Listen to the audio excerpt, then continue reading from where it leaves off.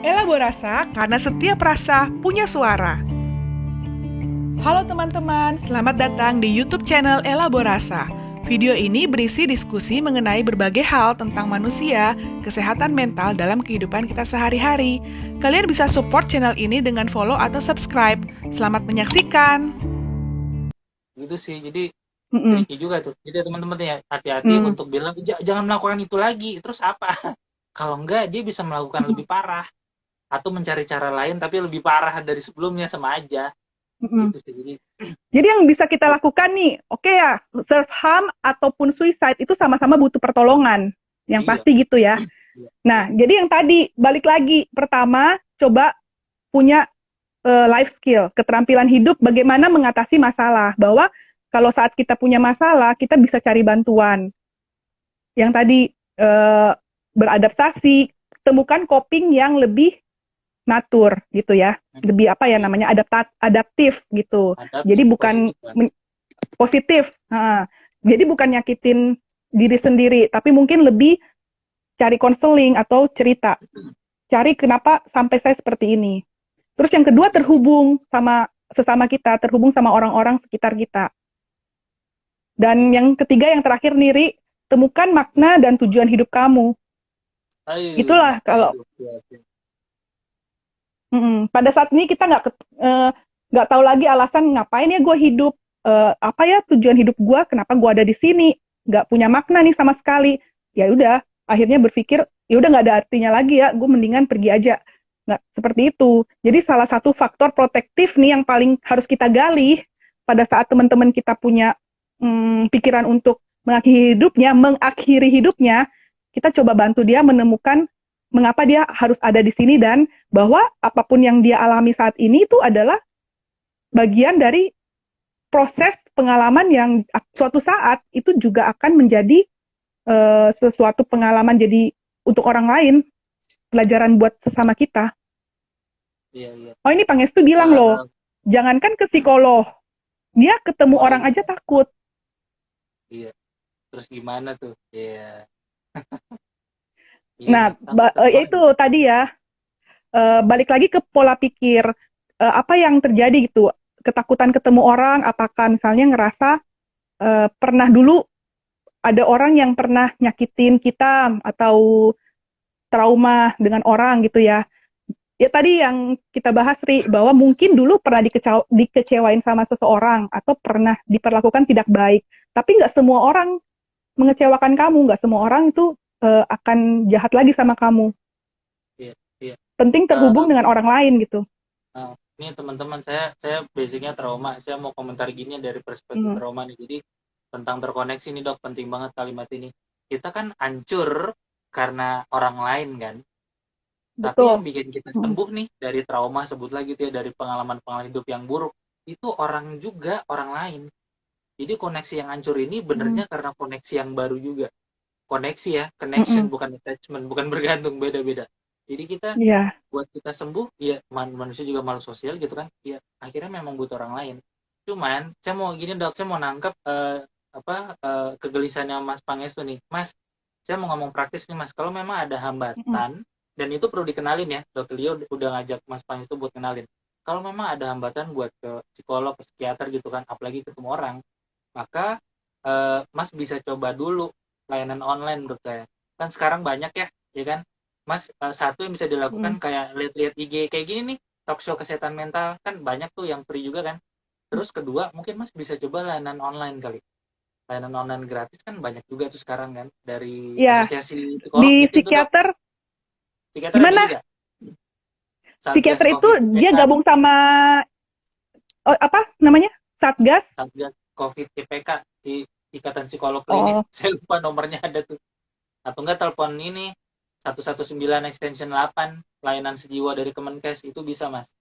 Itu free, itu free. hmm, ya. Atau boleh pakai aplikasi kali ya, yang Ya, Halodoc, Alomedika, Klik Dokter. Itu juga benar, ada kalau itu ke dokter atau psikiater. benar. Nah, mm-mm, Nah, apa namanya, teman-teman, dari tentang koneksi, saya mau nyambungin sedikit ke sini. Ini tentang narasi di posternya ya. Jadi kan mm, di kalimat paling terakhir kita nulisinnya mungkin udah nggak perlu alasan lagi gitu kan, tapi yang kita butuh tuh perasaan. Nih teman-teman, tadi dokter Lydia Ya. bilang bahwa memori itu kan aturan, nggak, bukan aturan ya, memang isinya kan macam-macam, nggak cuman buruk tapi baik juga. Tapi entah kenapa dalam kondisi kalau depresif gitu, nyantolnya ke sana mulu, ke yang jelek. Maka ketika kami bilang apa namanya, mungkin yang kita butuh perasaan, ketika Mas Pangestu ya bertemu dengan resource-nya, which is orang-orang yang bisa nguatin, bahkan stranger lah yang tersenyum sama Mas gitu, itu otaknya langsung langsung nyala tuh, bagian otak yang nyambung nah, ke apa namanya, ke hal-hal bagus itu langsung nyala gitu seketika. Jadi Mas nggak perlu mikir. Nah dalam kondisi gini mikir aja kan susah Mas ya. Jadi ya udah Mas nggak usah mikir, tapi lihatlah keindahan dunia gitu. Ya, jadi kalau secara ini ya biologi kali ya, di otak itu kan punya banyak area yang teraktifkan gitu. Memang manusiawi banget ya kalau misalnya ada satu kejadian buruk menimpa kita, 9 kejadian baik gitu. Kita kan sering teringat-ingat itu ya yang satu hal itu. Padahal kita jarang mengingat 9 hal yang baik yang terjadi sama kita ya. Terutama pada saat kita memang mengalami depresi. Cenderungnya akhirnya apa? Kita yang teraktifkan adalah pikiran-pikiran yang no alternatif tadi. Ke situ aja. Nah, penting tadi tuh yang kamu bilang, Ri, bahwa kita belajar untuk melihat dari sisi yang berbeda. Salah satunya, pada saat kita cerita ke orang yang terkoneksi tadi, kita kan kadang susah melihat hal baik gitu ya. Mungkin orang lain yang tepat tersebut yang akan membantu kita melihat dari sisi yang beda gitu. Benar-benar. Nah, saya mau ngulangin kalimat Dokter Lydia nih ya, belajar melihat, itu kami berdua sama-sama serius ngomong belajar ya. Karena gini teman-teman, dalam kondisi depresif atau mungkin gaya ini ya, gaya ngelola stres emosinya gitu loh Dok, dari kecil sampai dewasa kan. Nih teman-teman, kenapa kesehatan mental penting gitu kan? Karena dari kecil gak ada yang ngajarin cara berpikir sama cara beremosi kan gitu ya. Kita nyontoh aja gitu yang dilihat. Jadi mungkin ketika teman-teman tidak mencoba ngevaluasi, nah cara berpikirnya mungkin ada tuh salah satu mekanisme yang mikirnya kalau lagi stres tuh ke negatif mulu. Artinya apa? Belajar. Jadi kita memang harus belajar melihat dari sisi yang beda. Oke, ngajarin otaknya itu literally ngajar otaknya untuk mikirin sisi yang beda gitu. Jadi gitu harus latihan ya kayak gitu ya. Nah, itu yang terjadi, Ri, bahwa kalau di psikoanalisis ya, yang Freud, bapak psikolog psikiater dunia ya, dia bilang, balik lagi, kenapa sampai orang akhirnya pengen meniadakan dirinya, kan karena yang terbentuk di pola pikirnya itu adalah penolakan, tidak berguna, kamu itu sesuatu yang tidak ada artinya. Nah, jadi itu akibatnya yang Pangestu bilang. Jadi susah sekali untuk kita berpikir positif, karena apalagi itu kita alaminnya dari kecil. Nah, makanya kan kita pengen banget nih bahas yang hari ini tuh 3 faktor yang bisa kita bantu kembangkan untuk kita bisa mengatasi pikiran suicidal tadi. Dan balik lagi, 3 hal itu adalah dipelajari. Kita yang berusaha untuk belajar, karena nggak datang sendiri. Contoh ya, keterampilan hidup. Keterampilan hidup itu kan nggak datang otomatis. Kamu harus tahu belajar untuk menerima saya apa adanya. Berusaha untuk cari jalan keluar nih. Misalnya sekarang kan lagi banyak masalah ekonomi atau apa. Nah, coba cari solusi. Karena setiap masalah, setiap pergumulan, itu pasti ada solusinya. Pasti ada jawabannya. Dalam hidup ini seperti itu. Tapi mungkin karena saat ini kita mentok, nggak bisa lihat. Jadi kenapa kita perlu terhubung sama orang lain yang bisa bantuin kita. Iya. Nih, teman-teman gitu. Saya pernah ngasih saran untuk klien saya yang kondisinya depresif gitu kan. Saya ngasih saran dia nggak pakai mikir. Caranya gimana? Kamu cari support group deh. Begitu doang, Dok. Jadi, tapi lagi-lagi dia, waduh, itu bujuk dia buat ngumpul gitu ya di komunitas, nyari support group, itu susahnya minta ampun lah, butuh berapa sesi. Akhirnya dia mau. Oke. Terus itu pun dia masih ngeluh parah. Terus nanti saya ngapain Pak kalau ke situ? Saya jawabannya gini, kamu nggak perlu ngapa-ngapain, kamu cukup duduk di situ, liatin aja orang-orang. Udah, saya cuma ngasih kerjaan itu dia doang, oke? Saya minta dia datang ke support group. Support group itu ini teman-teman ya, jadi kayak kelompok buat sharing-sharing cerita-cerita ya, sesama yang punya gejala sama, oke? Mm-mm. So saya minta dia rutin gitu, datang di komunitas itu, nongkrong doang duduk, Mm-mm. ngapain ngeliatin? Kalau saya Mm-mm. ditanya gimana, nggak ya bilang aja nggak mau, kan support grup bebas mau ngomong atau nggak ngomong. Jadi Mm-mm. tugasnya hanya menempatkan dirinya dalam kebersamaan. Oke, begitu Mm-mm. saja, pam, pelan-pelan tuh nyala tuh, pelan-pelan bagian otak yang bikin kita terkoneksi sama orang tuh nyala. Yakin deh sama saya deh, kayak gitu. Mm-mm. Mm-mm. Mm-mm. Jadi ini tadi kan dia Pangestu ngomong lagi nih, dia nggak punya teman. Jadi pada saat kita nggak punya teman juga gitu ya berarti Ri. Jadi kita Iya, memutuskan untuk make a friend, jadi punya teman. Kita yang keluar dari kesendirian kita, kenalan. Mungkin pada saat kenalan atau mau ngobrol itu rasanya aneh karena kan iya, sesuatu hal yang baru ditangkap sama otak kita itu merupakan sesuatu butuh effort yang besar, butuh energi yang besar, gitu kan? benar-benar. Nah, tapi pada saat kamu sudah bisa masuk ke lingkungan tersebut, sudah bisa ngobrol sama teman itu, secara otomatis mungkin akan ngalir ya, seperti itu ya. Benar. Itu otomatis loh, Mas Pangestu. Jadi, cuman datang berapa kali, lama-lama ini kok. Makanya saya bilang melihat interaksi manusia itu menstimulasi otak sebenarnya, tapi kan kita nggak nyadar, Hmm. gitu kan? Gitu. Nah, Nah, Dok, apa masalahnya lagi? gini, di Hmm. era pandemi ini kan justru kita nggak boleh ngumpul-ngumpul nih, Ri. Kita justru Iya apa? benar. Ya kan? Nah, salah satunya mungkin itu dengan komunitas yang sudah ada tapi yang di media sosial lagi kali ya. Oh, nih Pangestu jawab Ini, nih. Ada komunitas sih, tapi teman di situ sarannya sama. Kamu coba sholat, kamu kurang bersyukur, dasar apa nih? Dasar ya itulah. Oh, iya, eh, jangan cerita sama dia kali Mas. Maksudnya apa ya? Ceritanya sama orang yang Mas ini, yang pintar dengerin. Atau mungkin Mas bisa bilang, saya nggak nyaman kalau kamu komentarnya gitu. Nah, inilah yang dibilang life skill tadi. Jadi maksud saya, milih hmm, teman tuh, milih komunitas penting sih.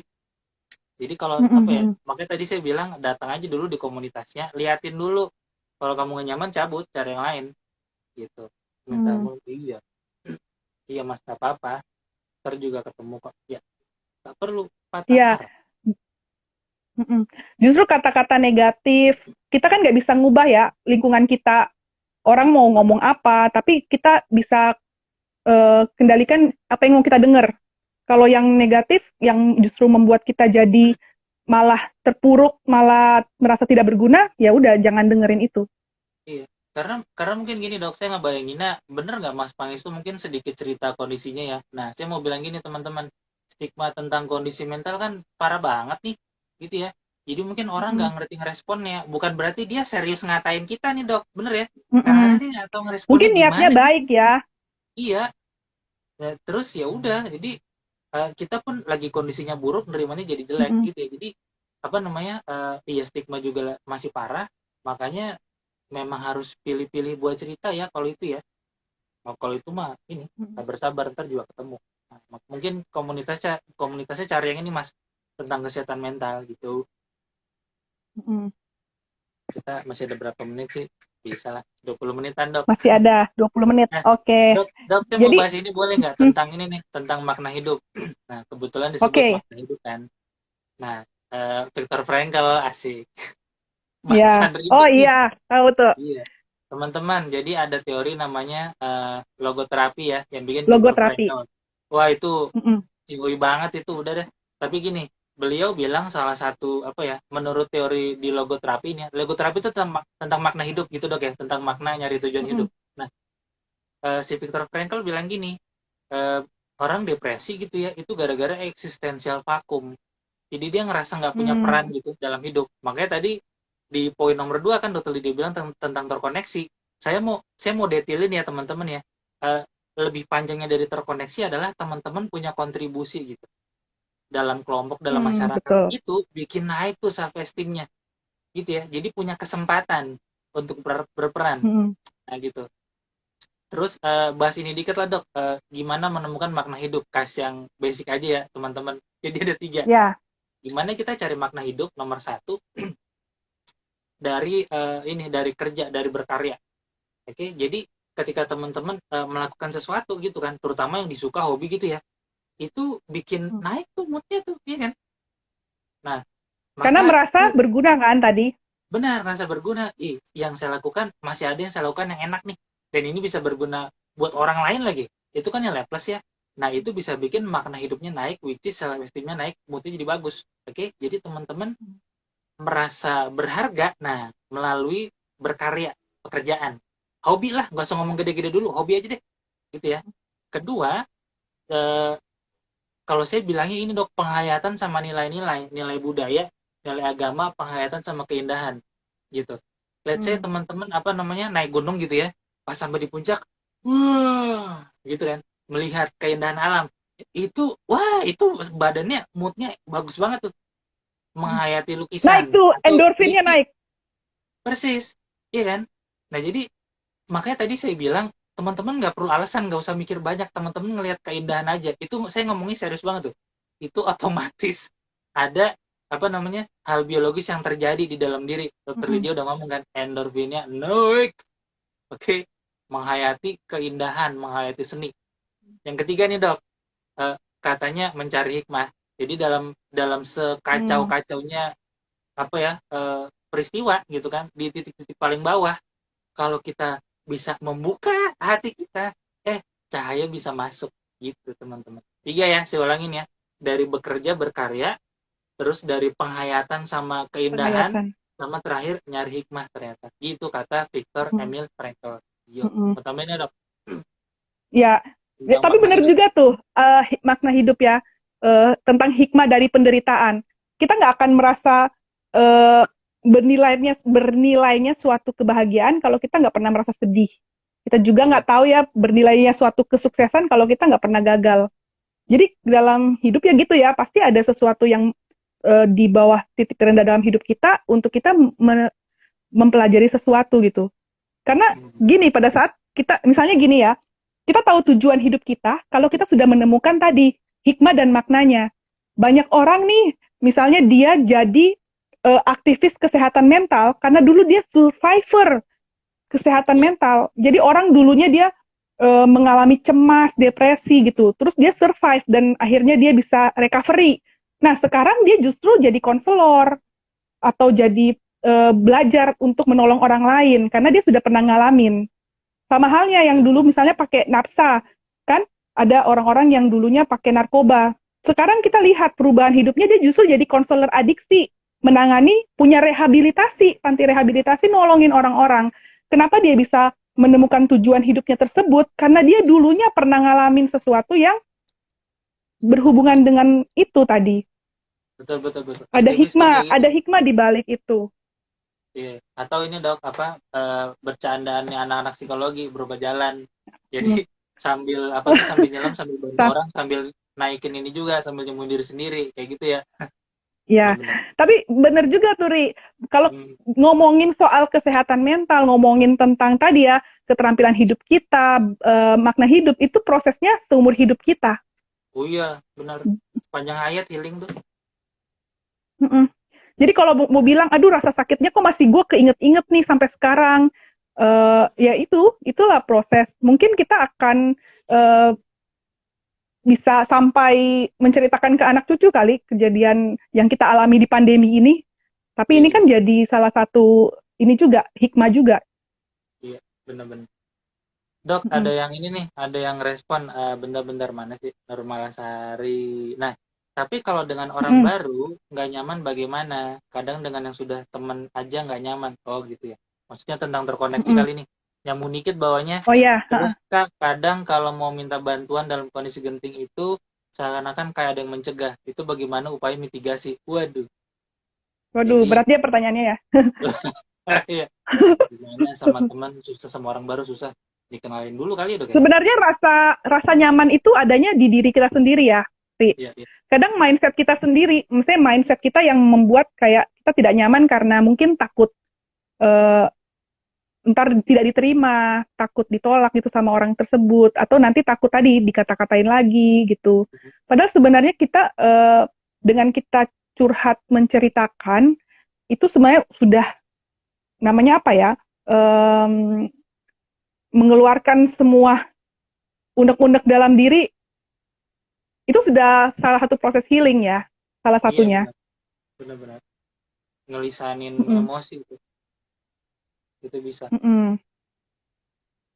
Nah, kayak kalau gitu. misalnya merasa tidak nyaman, mungkin ke diri sendiri dulu bahwa oh ya tujuan kan saya mau cerita ini karena mau curhat aja gitu. Dan kalau Iya, misalnya ya saya mau berteman, tadi kan nggak punya teman tuh, ada yang nggak punya teman, mau berteman sama si A, tapi si A nggak mau, udah jangan terfokus sama si A, masih ada si B, C, D, E dan lainnya gitu. betul. Masyarakat Jakarta ada berapa? 250 juta ya. Jadi masih 249.999.999 orang lagi.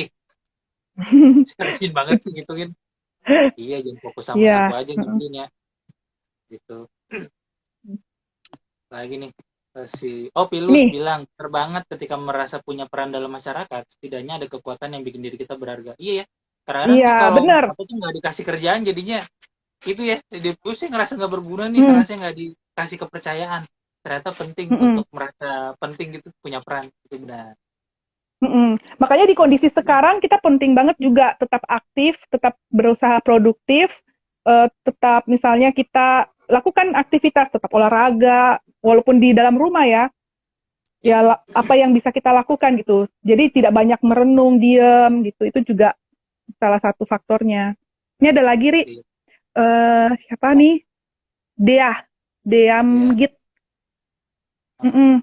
Oh, pantes dosen klinis saya pernah bilang kalau sempat mikir nyerah sama hidup dan merasa nggak guna, selalu ingat selama kita hidup, kita akan selalu berguna untuk orang lain walaupun hal-hal kecil. Ini benar juga nih ya, bagus banget nih.